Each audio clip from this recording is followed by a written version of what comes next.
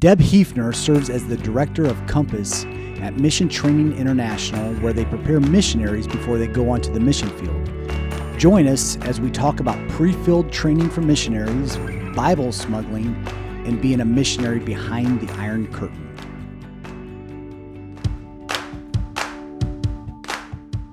Welcome to a World of Good podcast. I'm Nate Tatman. And I'm Andrew Gale. And we are two friends who love Jesus, care about the church, and travel the world to share stories of people who do the same. Our conversations happen in all kinds of places. Like a coffee shop and an airport terminal. Or even the back of a crowded taxi. But no matter where we go, from Argentina to Zimbabwe, we capture stories of the good God is doing around the world. And we hope those stories will do you a world of good.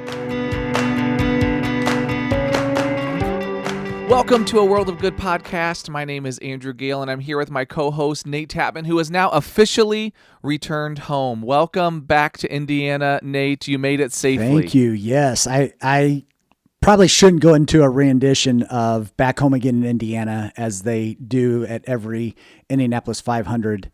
I will save our listeners from listening to that. But it is good to be back home. It's so weird. We've been gone for 2 months, and it's like after a day or two, it's just like, we never left. And so it feels good to be home, reunited with the family somewhat, as our two oldest daughters, they're home here.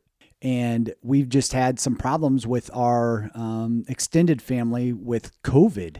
Oh, and no. Nothing serious or anything like that, but it did keep us from having any big family Thanksgiving celebration. So we came home, and two Thanksgiving meals that we were supposed to have got canceled. So, but we're home, and hopefully we'll have a healthy Christmas and New Year's. What about you? Have you guys been able to get together with your family? We haven't. So both of our families live a little distance away, and we did not travel anywhere for Thanksgiving. We stayed here. We got to zoom in with both of them, play some games online. That was fun. Nice. and see them, but we were not in person, which was difficult. It was weird Thanksgiving to not be in person. But grateful that we were able to enjoy some delicious food, be together, and still see them, even though we didn't travel. But our office is continuing to work from home. So I have been home the 2 weeks prior to Thanksgiving and continue to work out of my wonderful closet space in the back here. So this is our storage space that you see behind me. This is my daughter's work from a virtual learning space, and now she's been kicked out to the dining table so that I can have this office space. It's getting very cramped in our household, but we're making it. As a reminder, you can follow us on Twitter at A World of Good Pod, Instagram, search for A World of Good Podcast. We post updates to the Global Strategy Facebook page. We have a website where you can learn more information about the podcast. You can sign up to get new episodes in your email inbox, or you just click a button and it starts playing for you. It's as easy as it gets. There's tons of ways to connect. If you do enjoy the podcast, make sure you subscribe, write a review. It helps us connect in with other folks that may be interested in conversations about the work that God's doing around the world. And we appreciate any feedback or information you want to give us. We love hearing from listeners so that we can do a podcast that connects with things you're interested in. But only if it's good feedback, right? We don't want any negative feedback. I don't know. It depends. I mean, I hear that I look really good on podcasts because you can't see me. Get it? It was a reference to. You have a good podcasting voice, right? Or a good podcasting face. That's right. That's right. Oh. So Andrew, what's going on with Coffee Talk?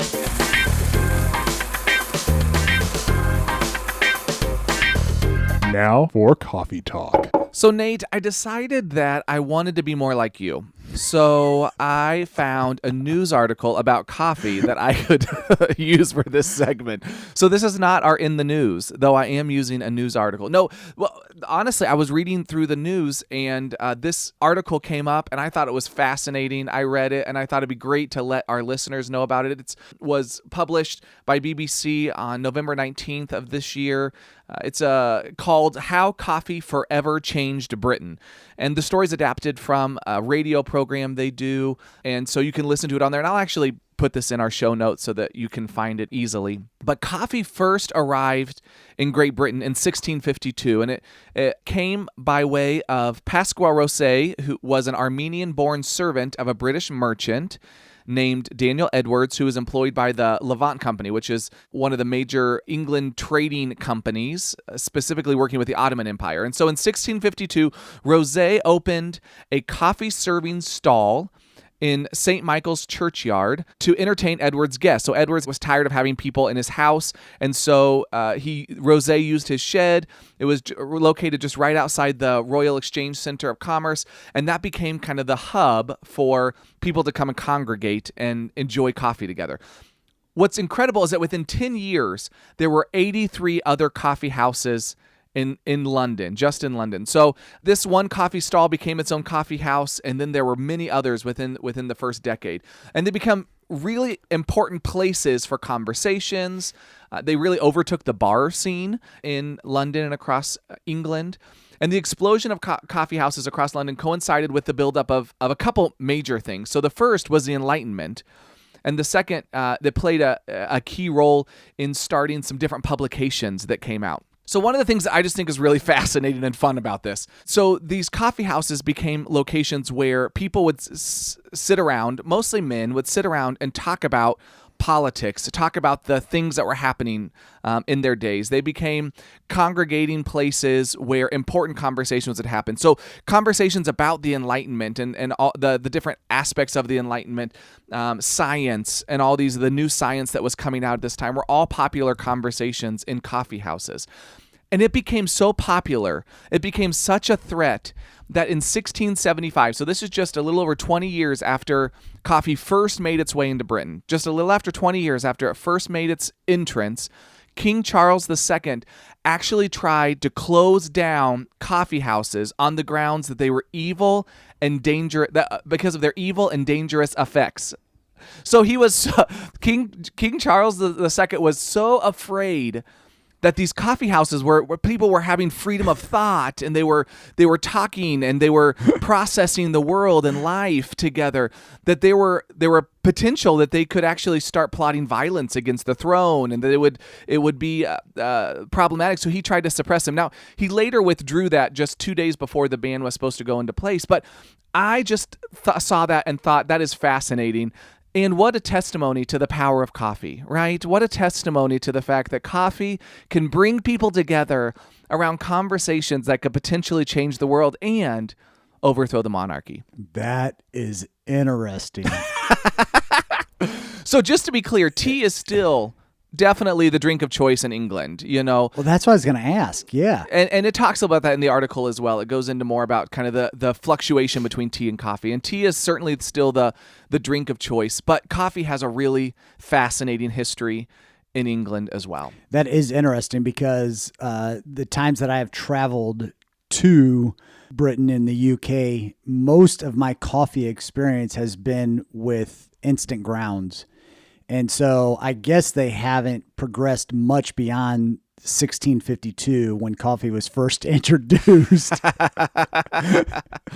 Well, and they talk about the coffee that was introduced wasn't great coffee because it was literally being traded from Mocha, which is now modern day Yemen, was being transported all the way. It was probably stale, bad coffee, and it was probably made in the way that Turkish coffee is done, but it obviously caught on. It obviously had some kind of an excitement, and the effect was that people thought that they were more productive because it gave them energy, and so the coffee became this like energy, life-giving source for the people of England. And it produced evil and dangerous effects, apparently. Well, based on the monarchy, yes, the monarchy thought that for sure. I just think that's so funny. So today, just so that everybody knows what I'm drinking, because that's what you care about, is what I'm drinking. I'm drinking a delicious coffee. It's a single origin roast from Brazil, a bean that I got. It's a Brazilian bean. I roasted it pretty dark. I actually did the roasting yesterday. Roasted it pretty darker than I normally would, but this bean actually can take that dark roast, and it tasted great. I'd done it before. And I made it with my AeroPress because if I was in the office, I would have made a French press for everybody, but it's just me, so I made an AeroPress because I have no one to share it with. It's a really deep, rich flavor, and the Brazilian coffee, this specifically has a very nutty flavor, so it's great. For me, it's a great fall winter coffee because it has those kind of spicy, nutty Nice. flavor to it. Well, I'm glad you're enjoying your coffee. So today I had my coffee via the AeroPress, much like yours. And it was from our local coffee shop who buys their coffee from local roasters. And I'm assuming nobody tied to the coffee shop or coffee roaster listens to this podcast. So I think I'm okay in sharing this, but it is not good coffee. So it's a Colombian Supremo. And I don't know when. My first clue is probably that there was no roasting date on the package. And the package was the beans came in a brown paper bag. I mean, it's a nice foldable, bag with the seal, but you don't do it in a paper bag. You do it, in the there's vacuum sealed bag that would probably keep it fresher than just being a paper Thank bag. you. So anyway, all that to say is we're gonna go through this really, really quick and move on to a better bean. Not sure what it's going to be, but we're not enjoying our coffee right now, but that's all right. That's all right. Oh, I'm sorry about that. Mine's delicious. If you want some, you're welcome to drive a couple hours south. I'll make you a cup. So Nate, tell us what's in the news.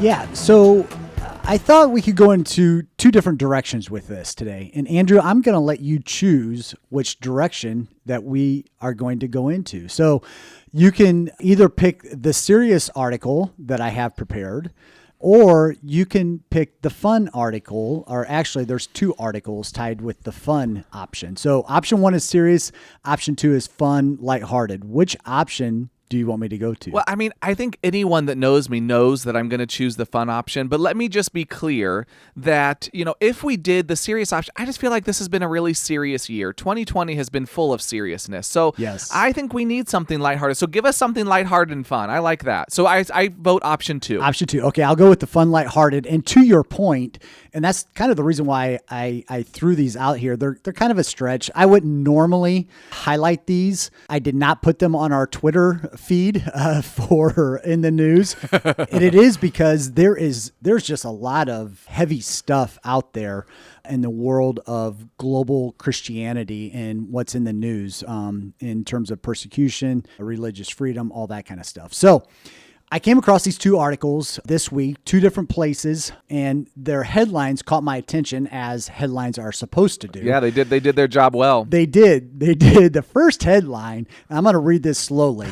It states that a tequila bar applies to become a church to evade Tier 3 restrictions. Oh, well, there we go. So this comes from premierchristian.news, and it was an article, I believe, on November 30th, I want to say, maybe before then, or after, since later than that. But in Nottingham, so we're back in Britain, where your BBC article, Coffee and Talk article came from. Right. This is a good theme. Yeah.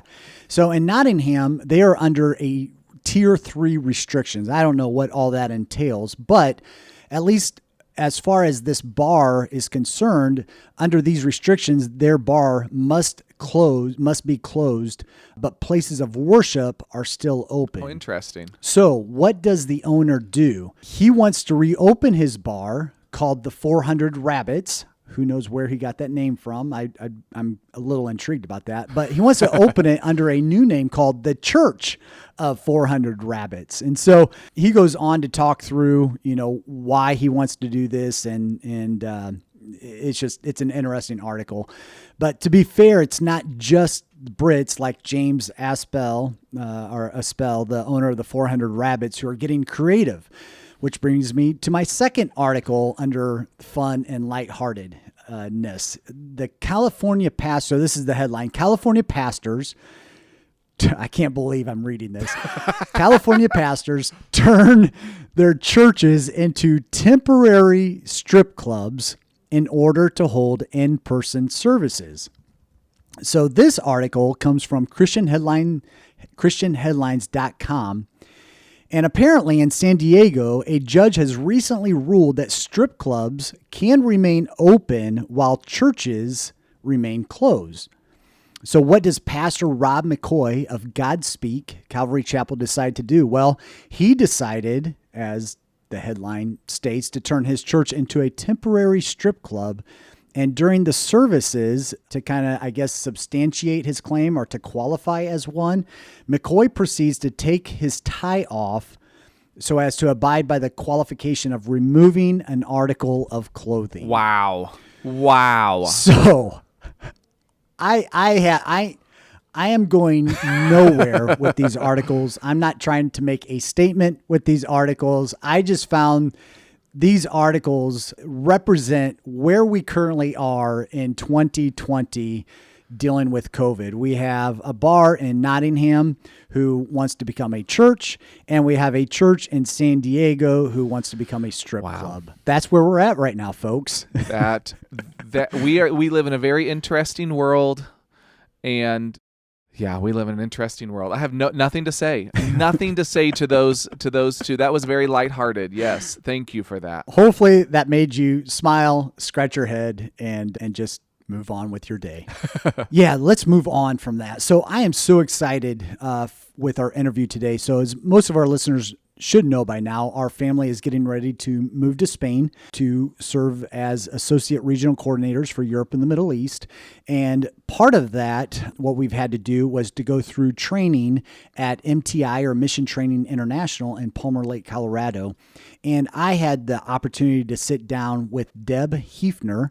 Deb is the director of the Compass program at MTI. And so I did this interview in our last week of training, our fourth week of training with Deb. And so I had the opportunity to sit under Deb's leadership and to learn from her and her staff and her team.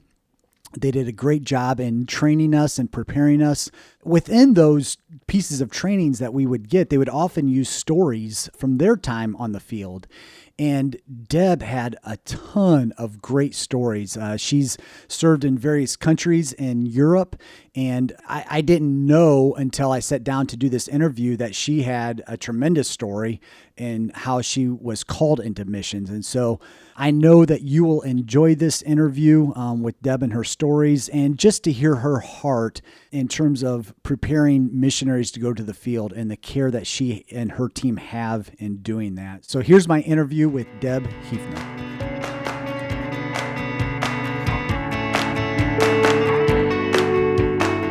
Thank you for joining me today. And it has been, man, you guys have put us through the ringer here at MTI. So I'm currently at MTI, and we are in week 4, our last week of our Compass training, which is our pre-field training before we hit the field. And I am with Deb.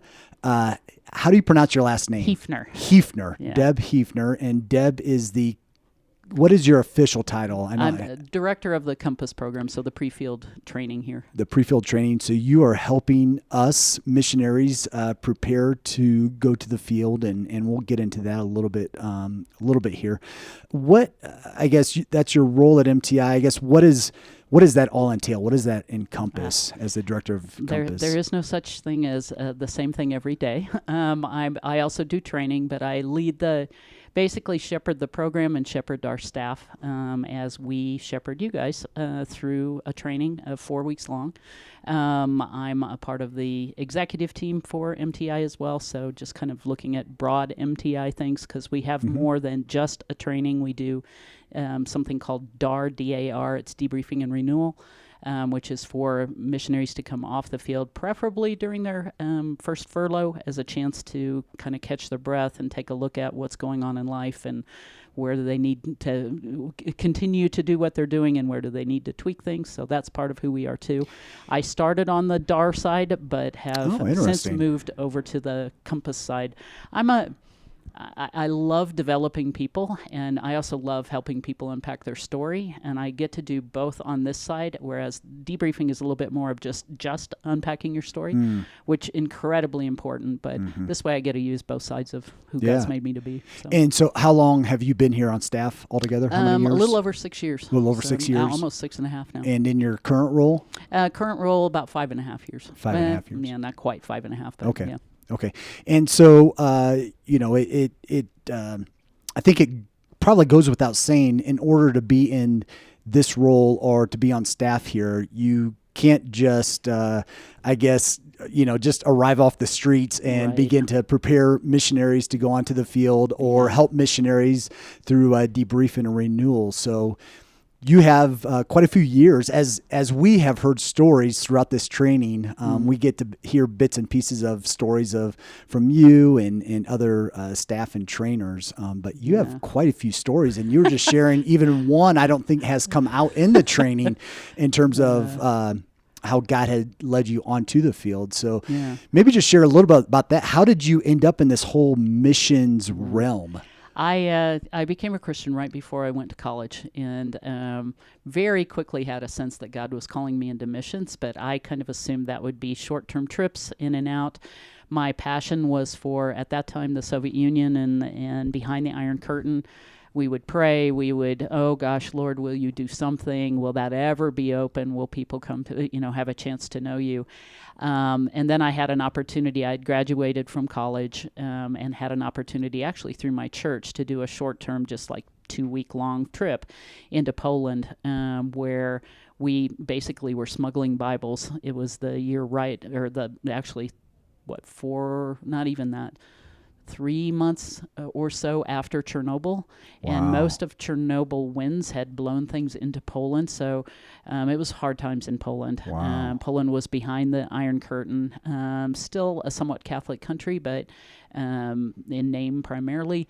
We had opportunities to smuggle in Bibles. We have, I could tell you crazy stories. Yeah, what did that look like? Just give us a story as an example of what that... It was really incredible. When we first were trying to get in there, we did our training in Sweden, and we were a random group of people, so I didn't know anybody on the trip. And you were, how old again? Oh, golly, what would I have been? Not long out of... Probably about 25, 26, somewhere in there. Okay. Working full-time. So old enough to know better. Well, yeah, no, I wasn't even that old. I was like maybe 24. Supposedly. But it was such a cool opportunity, and it was like, okay, I'll go. It was a random setup that I even ended up on the trip because I thought I was signing up for a book, and then found out I had actually signed up for a short-term trip. Oh, well, okay. Smuggling books. Right, exactly.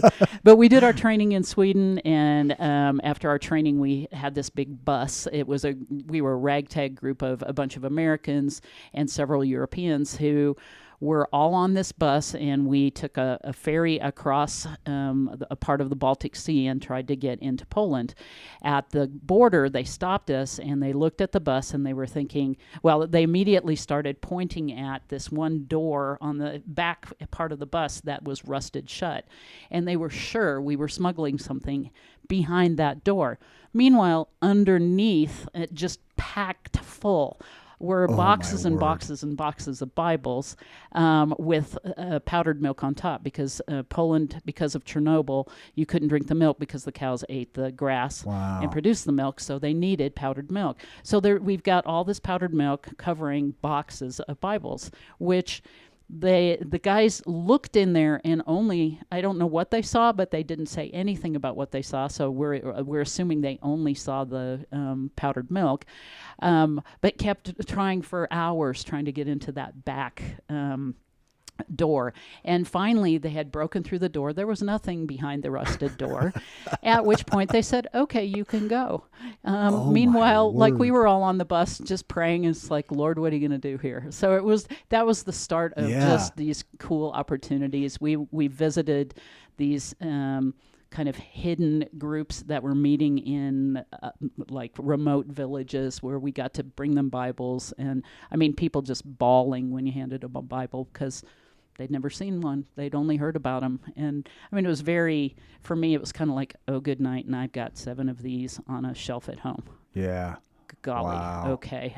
But during that trip was where the Lord just caught my attention. We were driving down a highway, and it was very much a time I was reading in Acts. It's where Peter, is basically given the vision, and God says to him, how is it?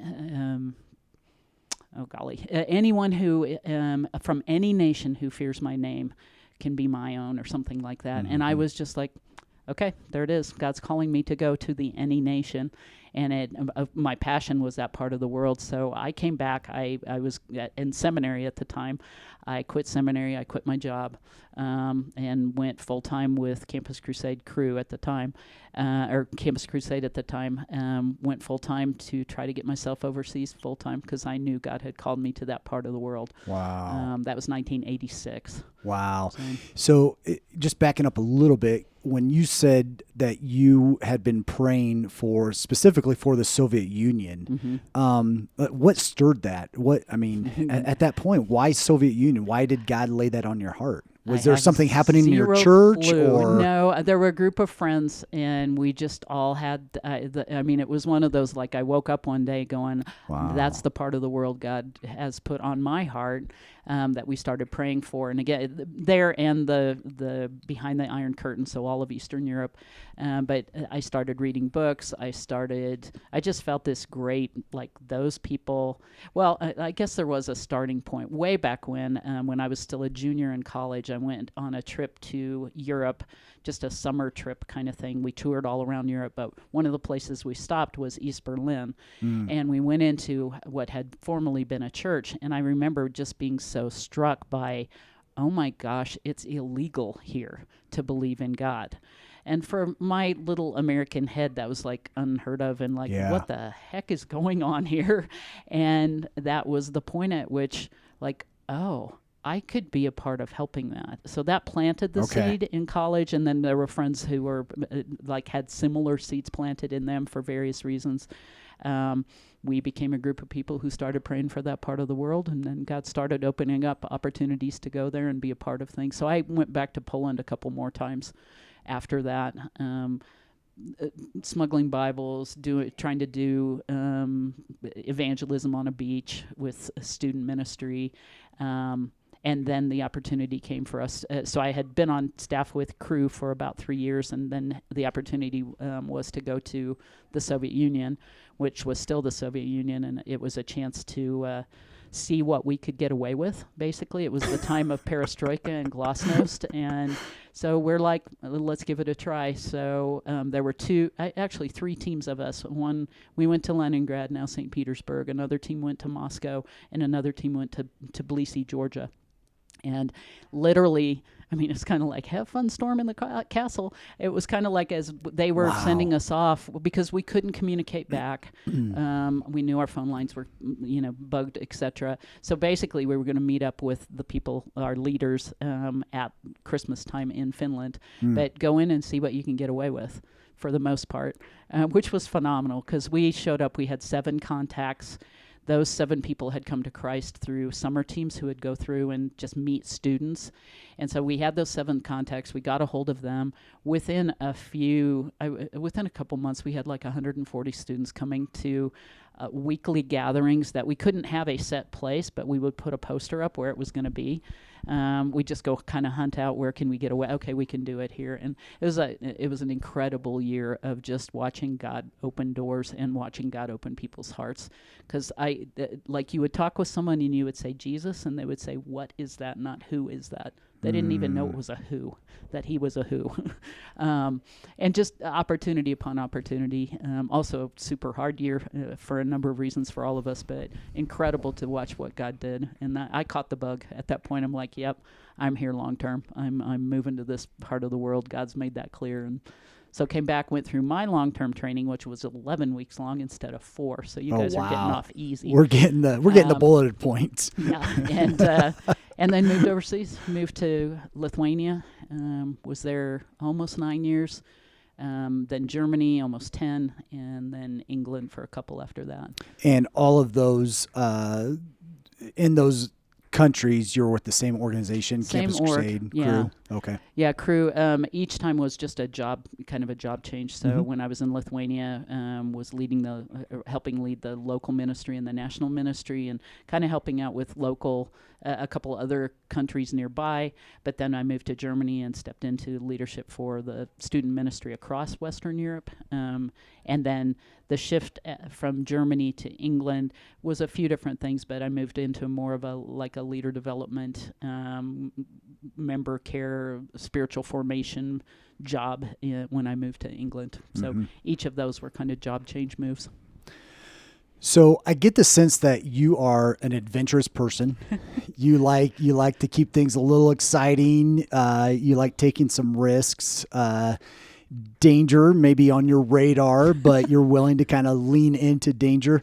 Has that been harmful on the field? Has that gotten you? Let me ask it this way: has that gotten you into any trouble? How does one define trouble?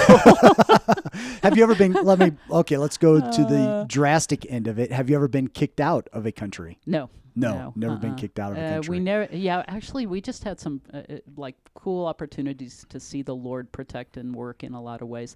I have, and some of that's, I've had several occasions where I have been attacked of sorts, chased, run after, screaming person yelling at me, things like that. But thankfully, and I've had a lot stolen from me at various times, pickpocketed a few times here and there. But God's been really kind to protect. And I would say, I look back and go, would I do those things today? Because I got a few more years on me, a few more pounds on me. It's like, I hope I would still say yes. I think I would. But back then it was just like, bring it on, Lord. I'm in. That's amazing. What was your favorite country to live in? No, that people ask me that all the time. I don't know that I can say a particular favorite. I loved Lithuania. Dear friends there still. Awesome. People I think the world of. I loved that, and beautiful place. I adored living in Germany. I lived on the edge of the Black Forest. Absolutely gorgeous, and I had the neatest opportunities because my job had me travel all over Europe, or all over Western Europe. So opportunities to see God at work all over there, and I loved that. I loved my time in England, though it was a lot shorter, but dear friends there, and had some cool opportunities there. So, favorite.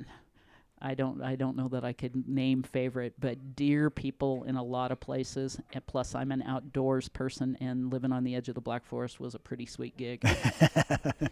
And I'm only going to ask this because I know you had mentioned this in class, but I think it might be interesting for our listeners because it was at least interesting to me. But you did share that you spent some time in the UK. Yeah. Was that your last? That was the last. That was the last place. In, So you had lived in several different countries in Europe, and you came to the UK thinking, "Oh, great! This time I don't have to learn a new language. Right. This is going to be a breeze. This is, this is a similar culture to ours. I don't have to learn a new language. I can just kind of come in and how was that experience for you?" I mean, there were parts of it where it was pretty easy. There were parts where I was just totally caught off guard because I assumed I understood the language, which I do. I speak English, but there are certainly nuances and meanings where you're just like, huh? Oh man, I missed that completely. Or there are accents. Oh my goodness, there are certain dialects around England where I lived on the edge of Birmingham, and I walked into a store. I hadn't lived there very long, and an announcement was made that I literally am just staring at the ceiling thinking, is that English? Well, it was a Brummie accent, which is unbelievably hard to understand. And I just remember going, I am in another country. This is a different world. So I found myself occasionally caught off guard, like, oh goodness, I thought. Plus, you assume because you speak the language that you know the cues. And so, that cultural cue means this. Oh, it does not necessarily. So there were times where I just was missing cues and or misunderstanding meanings. Every other place I moved, I knew I don't speak the language, I don't know the culture. So I had a greater awareness that I'm going to have to manage myself differently. I've got to learn. I have to be teachable. I went in there thinking I had a lot more knowledge than I did. And it took a while and a few like, oh, golly, okay, missed that one, which moved me towards realizing I need to learn this culture too. Yeah. So you were on the field for how many years total? 21, a little over 21. 21 years. And did you go, I guess it would have been the UK here to Colorado Springs or Palmer Lake MTI? Did you come, and how did you end up here? I had gone, so a few years prior, and when I was still in Germany, I was back because of some financial realities that I had to come back for a year because of the tax treaty thing that between the U.S. and Germany. So I was in America for a year, had gone through some bumps prior to that that were difficult with some things within my org and such. So basically came back and was just up the road in Denver, and a friend of mine suggested that I should go to a debriefing, that would be a really good thing for me to do. So I went to the debriefing here. I'd never heard of MTI before that.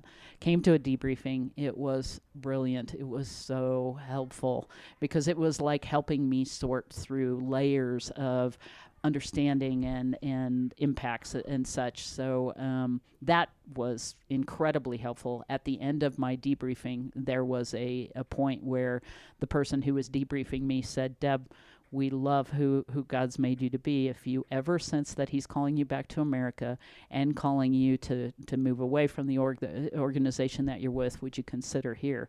Which I was stunned because I had been really open and honest about not just the happy, fluffy things of life on the field, but really hard stuff in me, areas, the brokenness that I needed help in.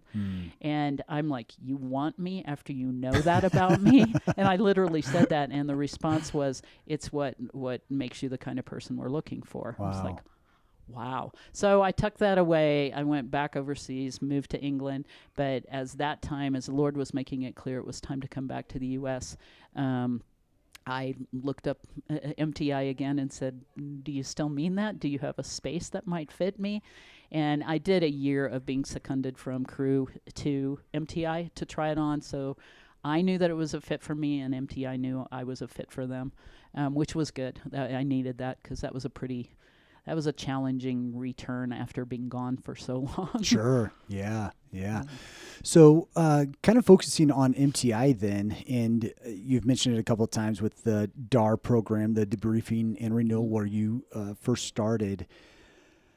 Maybe just share a little bit about, you don't have to go into detail, but just to help our listeners understand, why is DAR so important for missionaries? And maybe also share a little bit about, because based upon what I've heard, there's kind of this, and maybe I'm giving part of your answer, but maybe like around year 3 or 4, years on the field, it's good for missionaries to go through DAR at any time. Right. It can be good, but it kind of helps families at that point. Maybe just kind of give an overview of why is it important for missionaries, after their first term to go through DAR. I would say that there's probably a few different answers or reasons that I would answer with. I think one of them is when you're crossing cultures, it's a full body activity. It's heart, soul, mind, strength. All of you is involved in that, and it's hard work. It's not like visiting, Paris for a weekend. It's a lot of work to truly exit your world to enter another's world, which is one of the big things we're proponents of, because it's incarnation. It's what Jesus did. He didn't just kind of hover above earth. He exited his world to enter our world, and to be effective missionaries, that's what you need to do.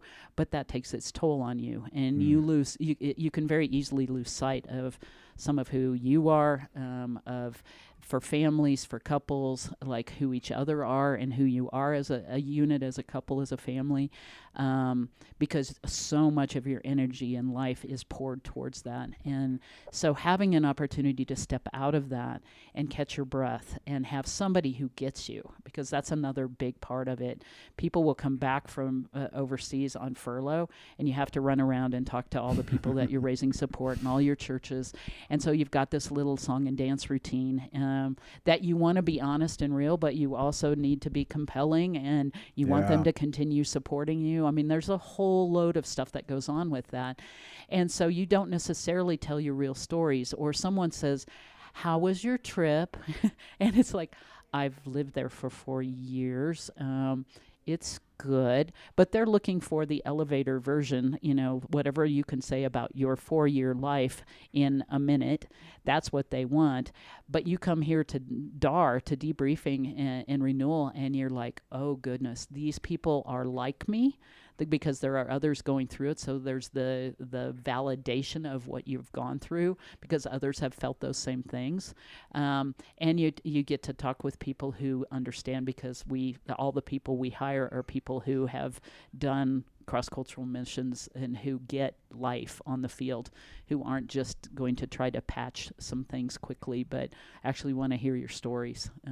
Because being able to tell your story is a huge part of healing and understanding and being able to, it's integrating. You're integrating what you think and what you've experienced, and you walk out, it's only a week long, but you walk out from that, it's like, oh, I just feel like, A, I've been heard. I've been heard and seen. B, I bumped into Jesus a whole bunch of times in this process of trying to unpack all this stuff. But you leave feeling more integrated. At least that's our hope and prayer, is that who you are makes a little bit more sense, who you are as a unit, as an individual, etc., and what God's been up to. Because sometimes you really lose sight of his handiwork. It's too easy to get caught up in the handiwork we think God's supposed to do through us, and we miss out on, actually, he's at work in me. Yeah. He's doing deep stuff in me. Yeah. And you need to pause it occasionally to just go, yeah, okay, Lord, what have you been up to? But that's the beauty of that debriefing, and why it's just a healthy thing. We all need to do it. Mm-hmm. The person who doesn't push pause occasionally misses out on so much. But, that's why we need to have sustainable rhythms of life. That's one of the things we teach on the pre-field side, is you have to have a rhythm of life that you can live for the long haul, which includes Sabbath and opportunities to just push pause and go, what is going on in my soul? Because if you don't do that, you're just going to run, crash, and then come back and people are like, oh, it was too hard. No, I just didn't manage myself well. Yeah.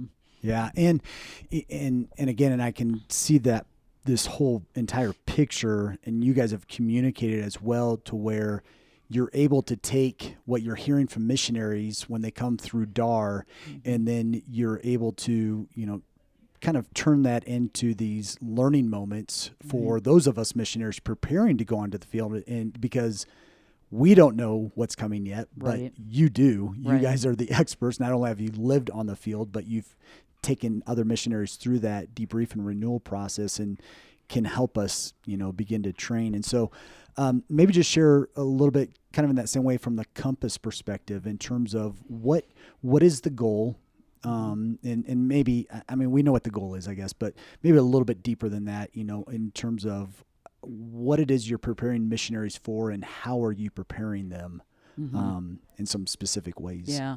Well, one of the things, the things that we do during a Compass program are what we believe to be the make or break issues. So we spend a lot of time on things like language learning, because having language allows you to cross into culture, and to only skirt on top of the culture with English, because you'll find English speakers everywhere now. It is what is lingua franco, or lingua franco, however you call that. So language learning is one of them. There's so many things that we choose to spend time on, because we believe those are the make or breaks. And again, it's from our own experience, but it's also from just multiple people coming through our debriefing program going, yeah, I wish I'd known, I should have done. And it's like, okay, we need to talk about those things. So conflict is a big one. It's one of the main reasons people come off the field, is conflict on teams, which is so sad, because you think, oh, we're all not just, quote unquote, just Christian. We're all missionaries. Yeah. Missionaries must get along beautifully, right? Oh no, we're all humans, and humans have different value systems and ways to communicate, etc. So knowing how to do conflict well, because it's inevitable, is a key part of it. Sabbath is another. We have so many different things that we do, that our hope is we want people to have like the personal vitality to stay for the long haul. We want them to be effective at what they're there to do. And I said long haul, but we want them to have endurance. So effectiveness, endurance, and personal vitality are our three biggies. We want people to have those things. And so on the front end, we can tell you what's coming your way and try to prepare you accordingly. And we see there are various ways that people respond to that. Some will be like, oh, tell me more. Others like, nah, I'm not going to deal with stress. Okay, see you in a few years. See you in a few years, yeah. We'll see you in the DAR program. But the whole idea is we partner with agencies who send us their people. Basically, it's like they're handing off a baton to us for these 4 weeks. So you guys are part of a baton that's been handed to us. And we see the stewardship of that as a sacred stewardship of we want to give you all the best we know that we hope will add to your effectiveness, your endurance, and your personal vitality. That who you are on the field accurately represents Jesus.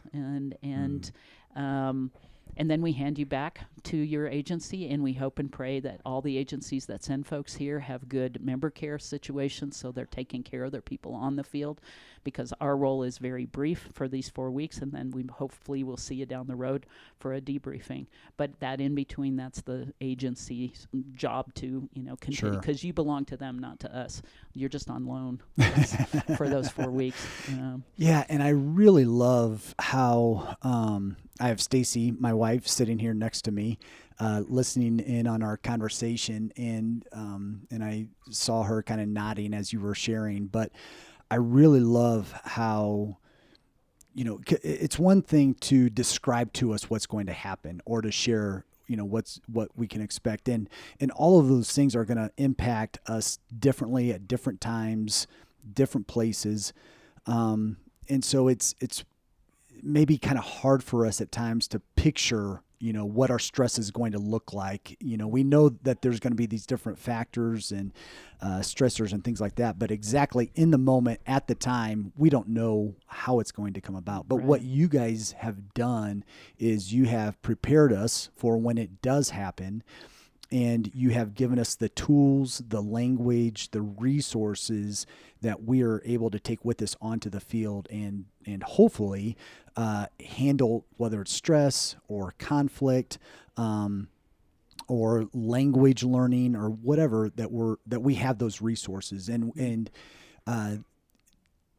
preparing ourselves to go. There's some confidence, I guess, or just this kind of, I don't need to know all of this all at once, but I have it in my toolbox to take over with our family. And that is reassuring. And so it's been a tiring 3.5 weeks, I guess. It's been exhausting but at the same time, the other thing that we haven't really touched on, and I'm sure, I know, you have seen this, is what happens to the community. You guys, initially, the first couple of days, you threw this word community around, and we were probably all thinking, well, we're not going to be a community after we leave from here. We're only here for 4 weeks. But again, the intent, I should say, the intentionality on your guys' part in kind of enforcing that factor.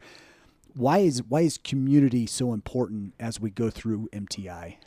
Or let me rephrase it. Why is community so important as we go through our Compass training? Yeah, probably a couple things come to mind.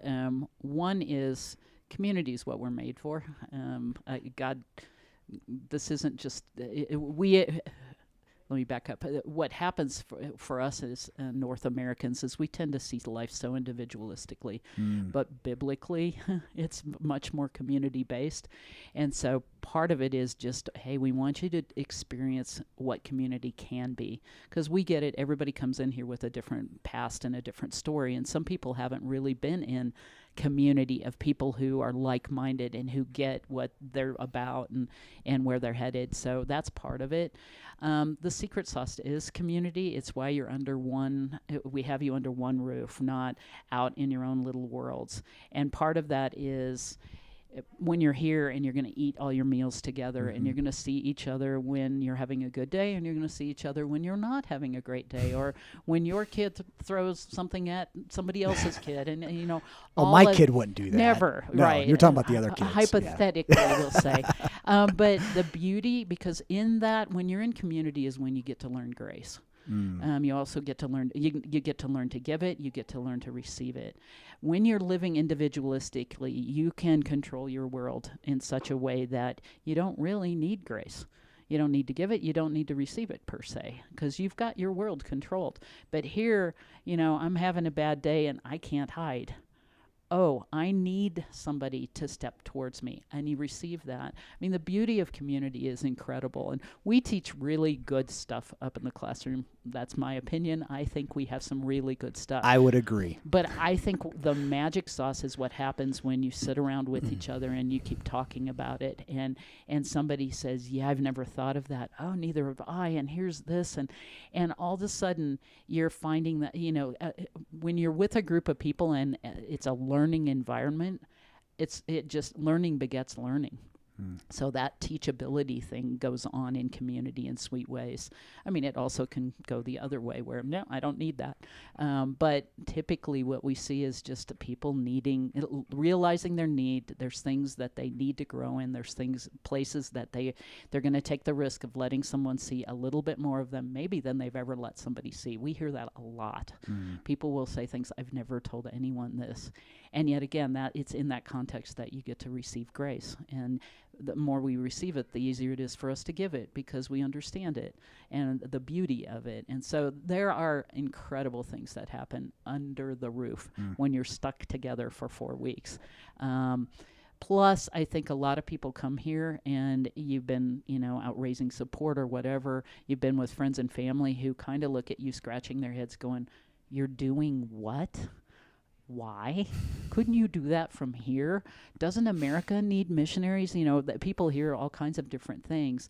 You show up here and you find another family and another family and another couple and another single who are as crazy as you are, who are picking up everything, who are leaving a career, who are doing whatever to say yes to the call of God on their lives. And there's something in that that's very empowering, because it's like, I'm not crazy. I feel crazy with my friends. I don't feel crazy here. We hear about the community here lasting for decades. What's built here as people have connected so well and so deeply, not with everybody, but probably with a handful of folks. And the beauty is we step out of the way. We could get in the way of that and try to make it revolve around us, and we're very intentional about, that needs to happen without us, because they're going to be with each other beyond here.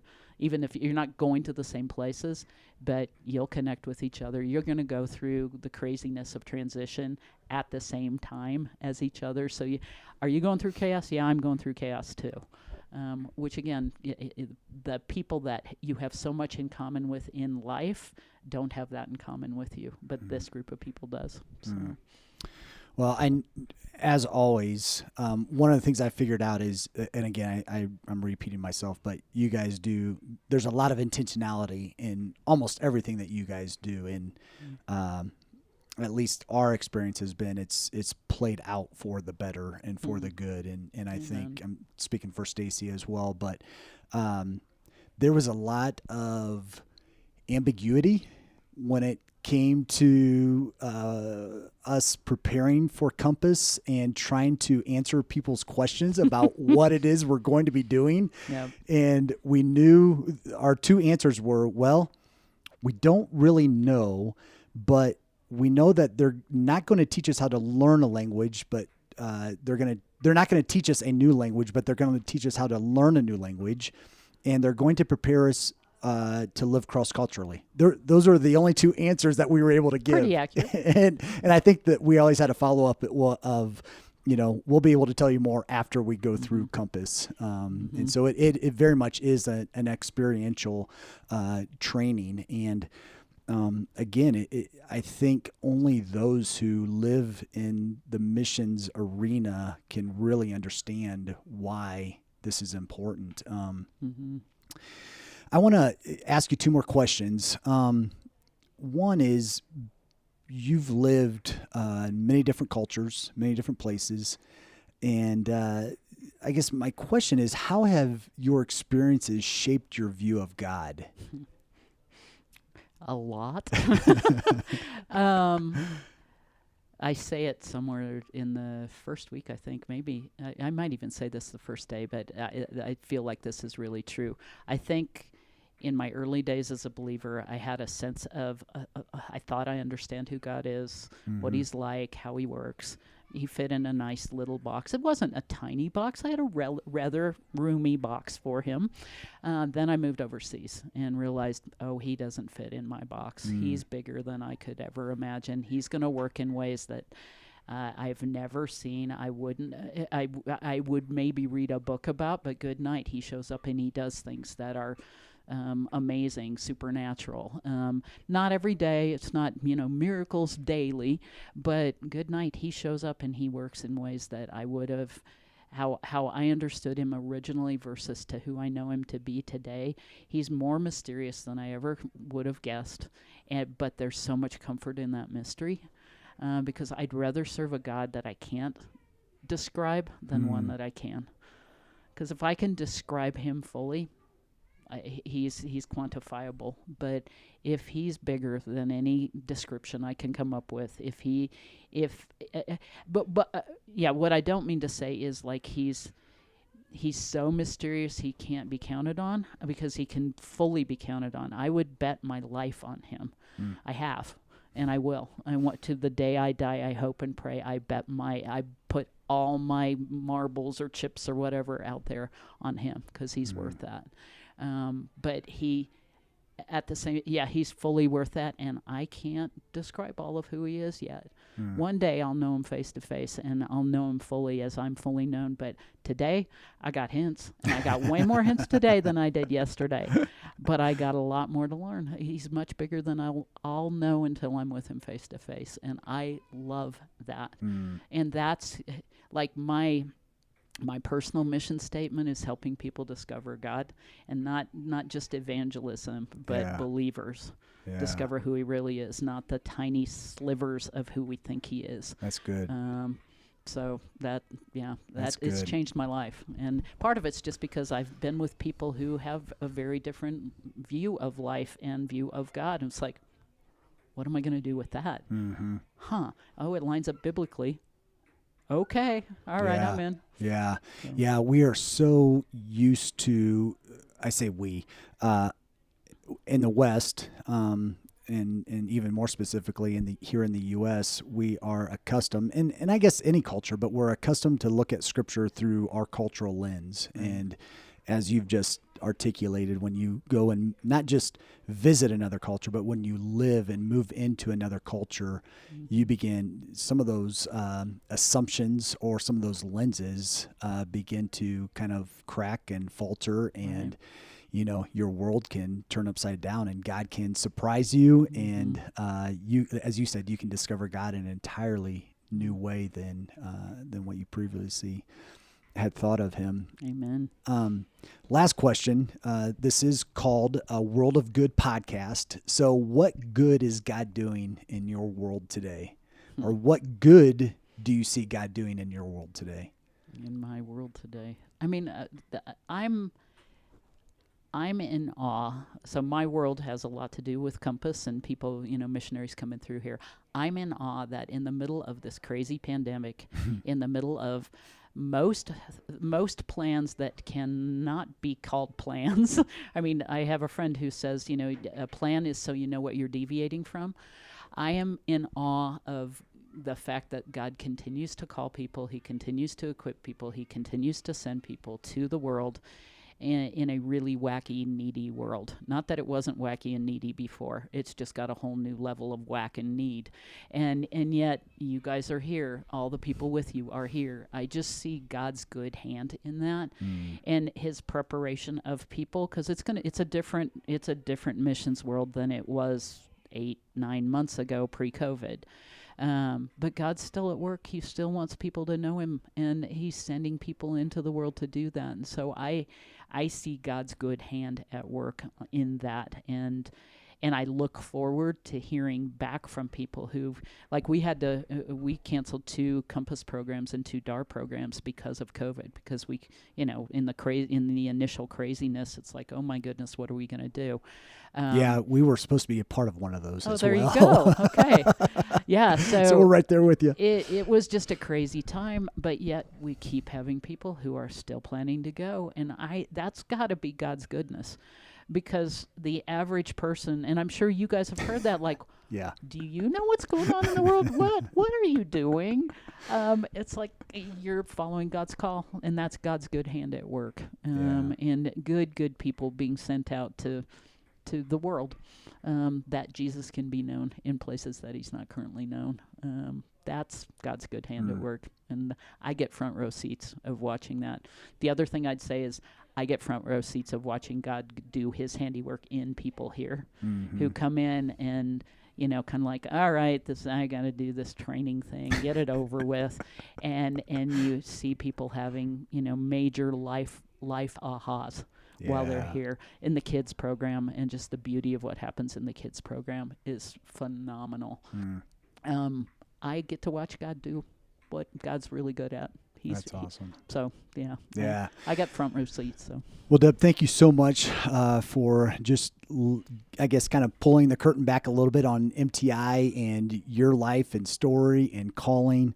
I have so much more, not that I didn't appreciate you guys before, I didn't know you guys before, but I have so much more appreciation in this last week as, I don't know, we have been blessed by all the staff, all the teachers, and you guys, we're only together for 4 weeks, and you guys have put all your effort and energy into being intentional, as I said, with each one of these days during this 4 weeks, and helping us and preparing not just me as a father and a husband or as a couple, but our kids on preparing us to live cross-culturally. You guys are vulnerable in your teaching time and sharing your stories, your ups and your downs, and so I know that we are better for it in our preparation, and I know it's because a lot of hard work that goes into it behind the scenes. And you guys are I love also how you guys are constantly evaluating and changing things, especially again during COVID, with mask wearing and good night. and wearing face shields during our language learning sessions and all that kind of stuff. I know that's thrown some curveballs at you guys, but seriously, we really appreciate what you guys do, and we have already had a lot of partners coming alongside of us, and now we can include the MTI staff as part of our support team and coming alongside of us and helping us get to where God is calling us. So thank you. Amen. Well, thank you guys. Thanks for letting me babble a bit. Yeah. Thanks for listening to A World of Good. A World of Good is a podcast production of Global Strategy and Church of God Ministries. Our theme song is Colorado by Leo Flores. If you want to join the conversation, visit us at Twitter at A World of Good Pod, on Instagram, A World of Good Podcast, or visit our website, chogglobal.org/A World of Good. And join us next time as we share more stories of good from around the world.